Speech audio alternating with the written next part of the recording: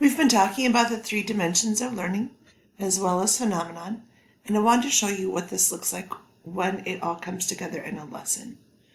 This lesson is provided by NSTA. NSTA stands for National Science Teacher Association. It's an amazing organization, not only for professional development, but also for resources. As a future teacher, I encourage you to join NSTA because it will help you in understanding. And why would you create your own lessons when somebody is able to do that for you that has a lot more resources? So this lesson I chose because we are in the middle of winter. This morning feels like -27, and around in Minnesota here, we see frozen lakes all the time.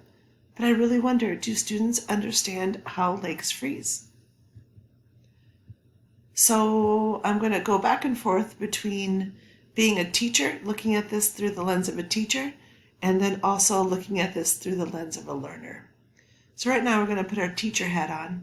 And what I like about this particular lesson from NSTA is that it gives me my reminding checklist that when we do sense making, that when we do science, we introduce it with the phenomena, we generate student ideas, we talk about the practices and we lead the students through an investigation, and then we connect it to science ideas.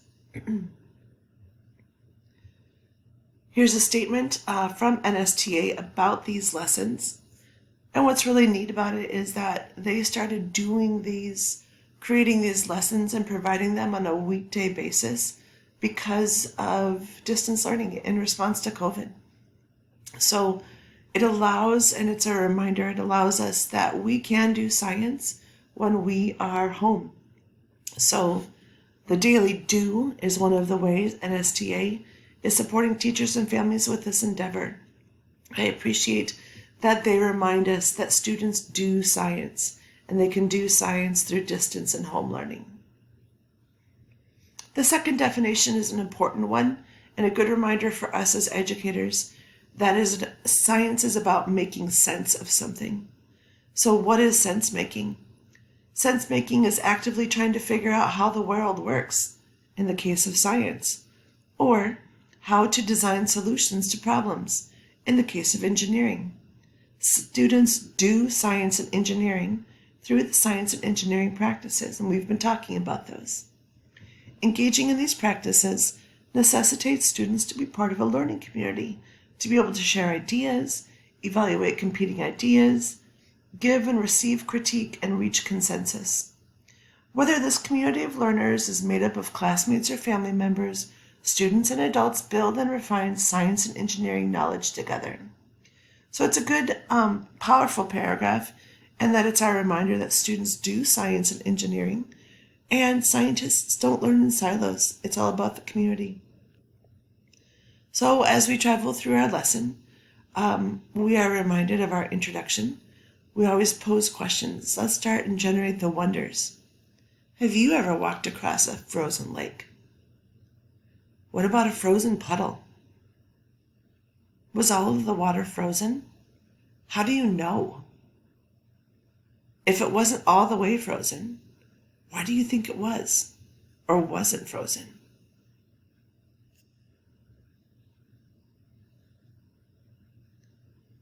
We're going to watch a video of an interesting phenomenon. It's a man walking across a lake. I'm going to ask you to get your notebooks ready, and I want you to make observations. What do you notice about the lake? What do you notice about how the man is walking? So it's just a 1-minute and 30-second video, and just pay attention and see what you notice.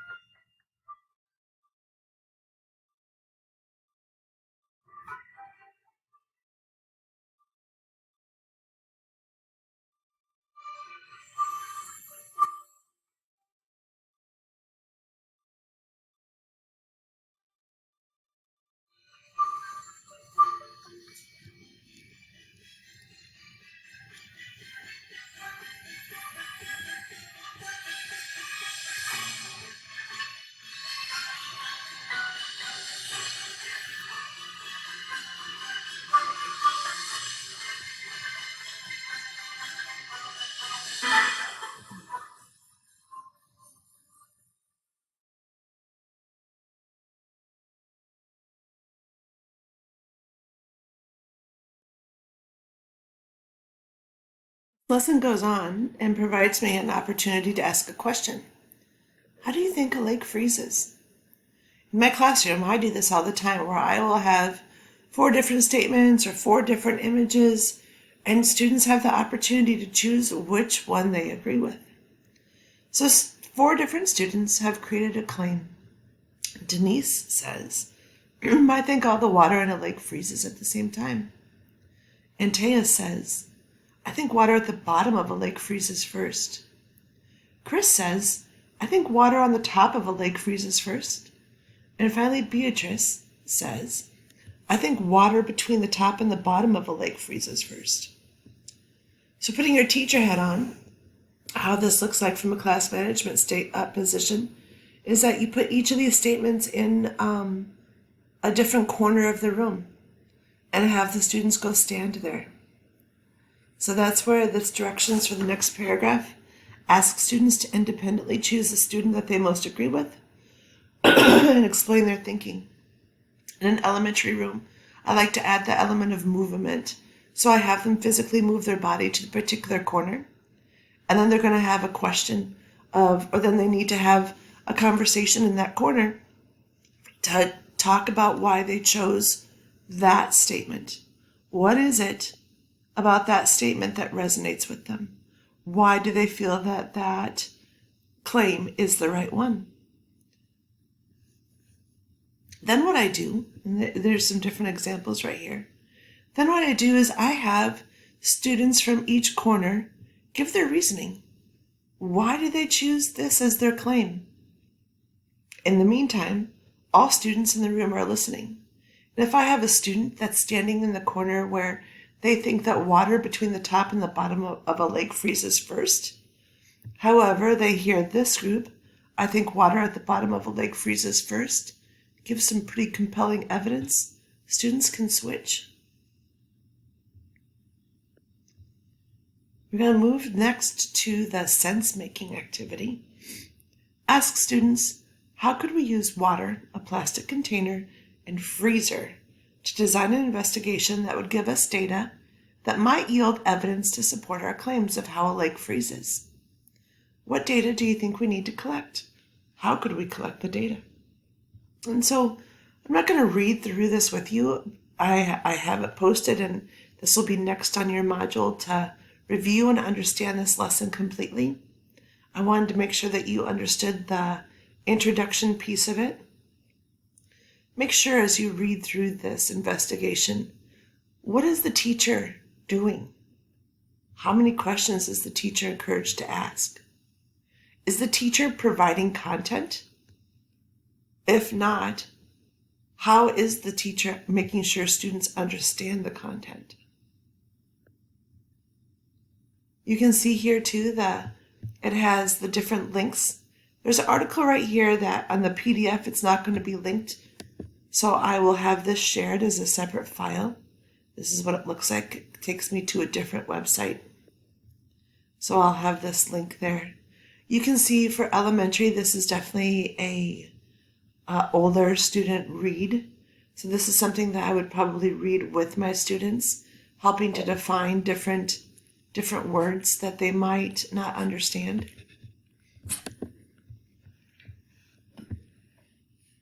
So that's the end of that lesson.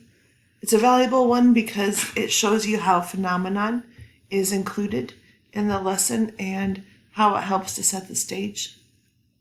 I want to talk too about the cultural relevance of this lesson. It's an interesting one because in Minnesota, of course, our students have had this experience and they understand it. I have a brief story to share. I have a couple of friends from college that are also educators.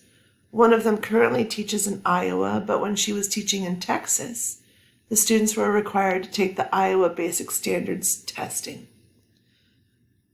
One of her second graders came to her because the question read something about that somebody had to scrape ice off their windshield. Well, of course, here in Minnesota, we understand what ice on the windshield means, what it looks like, what that scraping sound sounds like. But putting it into the context of culture, Minnesota culture is very different than Texas culture. And so this sweet second grader came to my friend and said, "I don't understand. Why would anybody put ice cubes on their windshield?" And so we need to make sure that when we are providing students with opportunities to learn, number one, we don't just limit them to their geographical regions, but number two, we recognize the fact that each of us comes from a different place and culture, whether it's our identity, whether it's our ethnicity, whether it's our geographical range. And so it's important to make sure that we have an experience for the kids to understand and get perspective. And that is one way to bring phenomenon into the lesson. It helps to provide a stage or a platform from which to jump from.